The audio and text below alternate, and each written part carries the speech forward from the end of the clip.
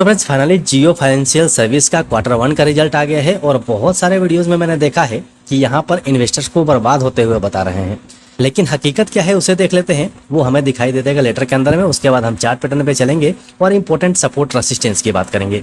सबसे पहले ये लेटर आप देख लीजिए जो आपके सामने में है और आज के दिन ही ये लेटर आया है। इसमें जियो फाइनेंशियल सर्विस का क्वार्टर 1 का रिजल्ट है। नीचे चलते हैं। थोड़ा सा बैकग्राउंड में आपको आवाज आ रहा होगा, उसे अवॉइड कर दीजिएगा क्योंकि मैं अभी दूसरे जगह पे हूँ, इस वजह से आपको आवाज सुनाई दे रहा होगा। तो इसके अंदर में सबसे पहले आप देखिए जो नंबर्स दिए गए हैं वो करोड़ में देखने को मिलेंगे। इस कॉलम में पिछले साल का मिलेगा, इसमें पिछले क्वार्टर का, और इस कॉलम में आज का रिजल्ट मिल जाएगा। तो सबसे पहले हम टोटल रेवेन्यू देखें तो पिछले साल में इसका रेवेन्यू जो था वो 414.13 करोड़ था और पिछले क्वार्टर में 418 करोड़ का था और इस क्वार्टर में 417 करोड़ है। मतलब अगर हम सीधे सीधे देखते हैं तो ईयर ऑन ईयर बेसिस पे और क्वार्टर बाय क्वार्टर बेसिस पे दोनों पे इसका रेवेन्यू कम हुआ है। यहीं से टोटल इनकम देख लीजिए। पिछले साल 414 करोड़ का इनकम था, पिछले क्वार्टर में 418 करोड़ हुआ और इस क्वार्टर में 417 करोड़ है। मतलब यहाँ भी हम देखेंगे तो ईयर ऑन ईयर बेसिस पे बढ़ा है लेकिन क्वार्टर बाय क्वार्टर बेसिस पे कम हुआ है। यहीं से टोटल एक्सपेंसेस देख लीजिए। पिछले साल में इसका एक्सपेंस 53 करोड़ का था, पिछले क्वार्टर में बढ़ के 103 करोड़ हो गया था और इस क्वार्टर में 79 करोड़ है। मतलब ईयर ऑन ईयर बेसिस पे इसका एक्सपेंस बढ़ा है लेकिन क्वार्टर बाय क्वार्टर बेसिस पे कम है, जो कि अच्छी बात है। अब यहीं से प्रॉफिट बिफोर टैक्स देख लीजिए। पिछले साल 427 करोड़ का प्रॉफिट था, पिछले क्वार्टर में 392 करोड़ हुआ और इस क्वार्टर में 400 करोड़ का है। मतलब कि ईयर ऑन ईयर बेसिस पे घटा है लेकिन क्वार्टर बाय क्वार्टर बेसिस पे ठीक है। यहीं से प्रॉफिट फॉर द पीरियड देख लीजिए।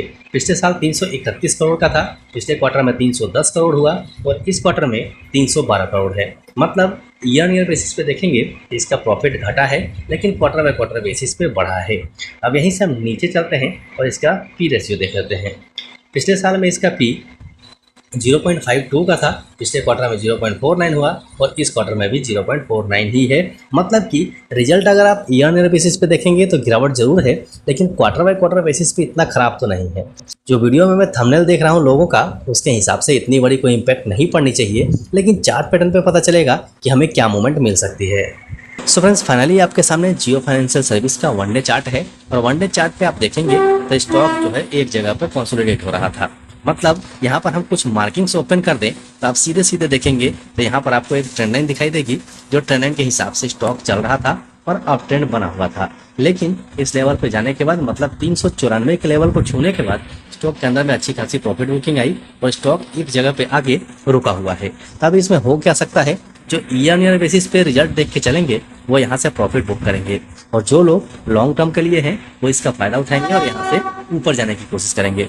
मतलब हमारे लिए इम्पोर्टेंट जो सपोर्ट है वो 335 का है। वो इसलिए यहाँ पर आप देखेंगे तो ये नेक लाइन इसका बन रहा है। कई बार स्टॉक ने यहाँ से सपोर्ट लिया हुआ है।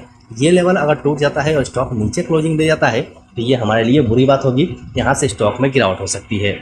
लेकिन यहाँ पर अगर कोई पॉजिटिव कैंडल हमें मिल जाए इस जगह पे तो हमारे लिए एक अपॉर्चुनिटी हो सकती है। लेकिन ध्यान रखिएगा जो लॉन्ग टर्म के लिए सोच रहे हैं उनके लिए। रेसिस्टेंस की बात करें तो 368.25 इंपॉर्टेंट रेसिस्टेंस है। ये लेवल टूटेगा तो अपने पुराने हाई को ये टच कर सकता है। इस चीज़ को ध्यान में रखिएगा। ज़्यादा जल्दीबाजी करने की जरूरत नहीं है, घबराने की जरूरत नहीं है। ईयर ऑन ईयर बेसिस पे कम जरूर हुआ है लेकिन क्वार्टर बाय क्वार्टर बेसिस पे मेरे हिसाब से इसका रिजल्ट कोई इतना खराब नहीं है।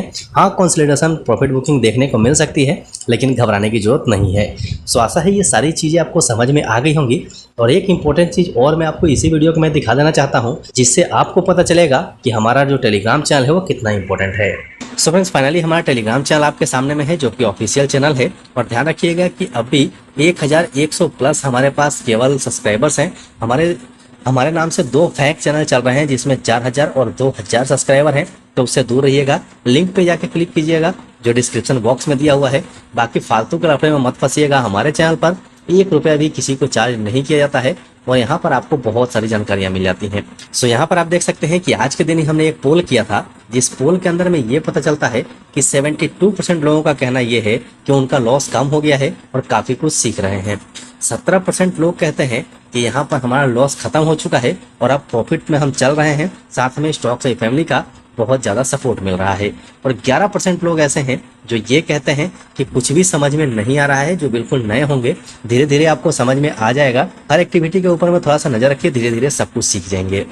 सो अगर आपने टेलीग्राम चैनल को ज्वाइन नहीं किया तो ज्वाइन पक्का कर लीजिए, क्योंकि बहुत काम का है। और जिन लोगों ने चैनल को अभी तक सब्सक्राइब नहीं किया है, चैनल को सब्सक्राइब जरूर कर लीजिएगा।